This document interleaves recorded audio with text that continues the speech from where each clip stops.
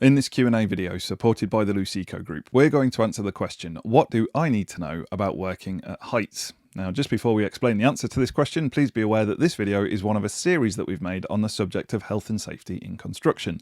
They can be viewed individually, or you can click the link in the description below to view them as part of a free online training package to help you with your CPD and receive a certificate to prove you've completed the course.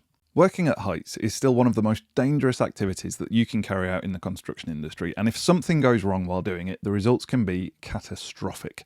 According to current government statistics, there were 135 fatal accidents in the workplace in the year 2022 to 2023, and of these, 40, that's nearly a third, were caused by a fall from height. And that's just the fatalities.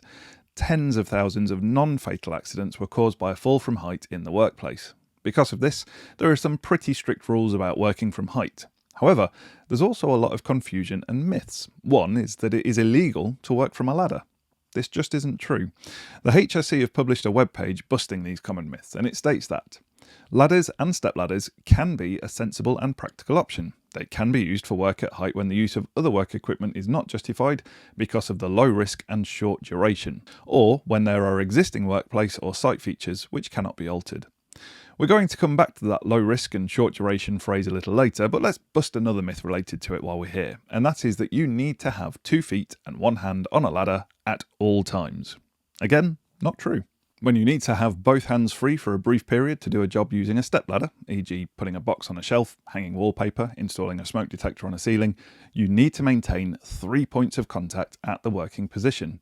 This is not just 2 feet and 1 hand, it can be 2 feet and your body, use your knees or chest to help with stability, supported by the step ladder. Ensure a handhold is available to steady yourself before and after. Okay, so enough myth busting. Clearly, both the myths and the statistics surrounding working at heights show that this really is a dangerous area to be involved in. So how can we make sure we're doing what we can to be safe? Guidance is given in Working at Height, a brief guide published by the HSE. The first key point is that compliance with the working at height regulations is critical. These regulations can be found on legislation.gov.uk and is a statutory instrument, meaning it's the law and you have to follow it or risk prosecution. The guide explains what working at height is in 3 bullet points. Namely, you are working at height if you are working on a ladder or a flat roof, could fall through a fragile surface, could fall into an opening in a floor or a hole in the ground. So how do you minimise the risks from working at height? A good hierarchy of risk reduction is found in figure 1 of the guide, and it goes avoid, prevent, minimise.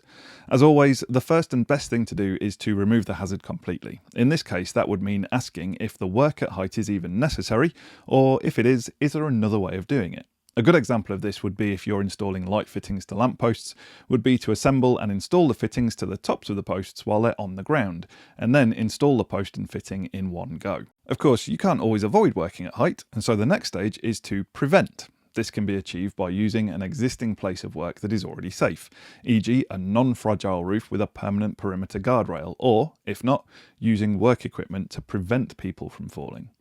Now, we're used to the idea of personal protective equipment, and that's mentioned at the bottom of the column where it talks about using a work restraint travel restriction system that prevents a worker getting into a fall position. So this would be something that limits how far people can move, so they physically can't get into a position where they might fall off a surface. But it also introduces the idea of collective protection. Collective protection is equipment that does not require the person working at height to act to be effective.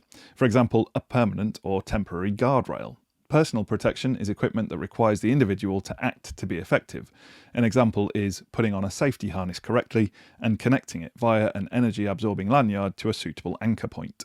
Examples of collective protection when using an existing place of work would be a concrete flat roof with existing edge protection or a guarded mezzanine floor, or plant or machinery with fixed guardrails around it. It also gives examples of collective protection using work equipment instead of an existing place of work to prevent a fall, including mobile elevating work platforms such as scissor lifts, tower scaffolds and normal scaffolds. While these systems don't eliminate entirely the risk of falling and you still need to understand how to work from them safely, they do help to prevent falling. If these measures can't be used for some reason, then we move to the next column, which is to minimise the distance and/or consequences of someone falling. Examples of collective protection in this category include safety nets and soft landing systems, e.g. airbags installed close to the level of the work. Another example of this is to install a temporary raised floor below the joists of a new floor, then to lay the permanent flooring over the joists before the second lift of scaffold and brickwork goes up.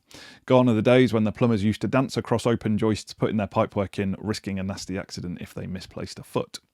The guide goes on to give examples of personal protection used to minimise the distance and consequences of a fall, namely industrial rope access, e.g. working on a building facade and fall arrest system using a high anchor point.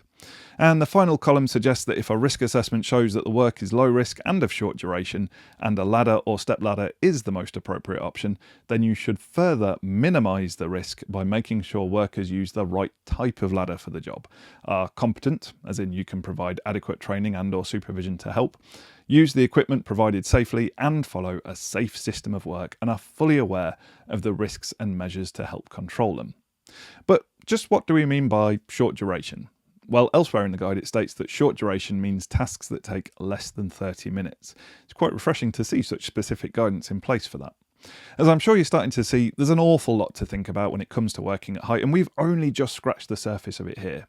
Further information and training is available from the HSE website, and be sure to check out what the Access Industry Federation have to offer as well. They're extremely passionate about keeping people educated and safe when carrying out work at height. So there we go. That's a glimpse into the world of working at height. To find out what you need to know about working in confined spaces, check out this video here or click the link in the description below to watch it as part of our free training package to help you with your CPD, and you'll receive a certificate as well. All that remains in this video is to say thank you very much for watching.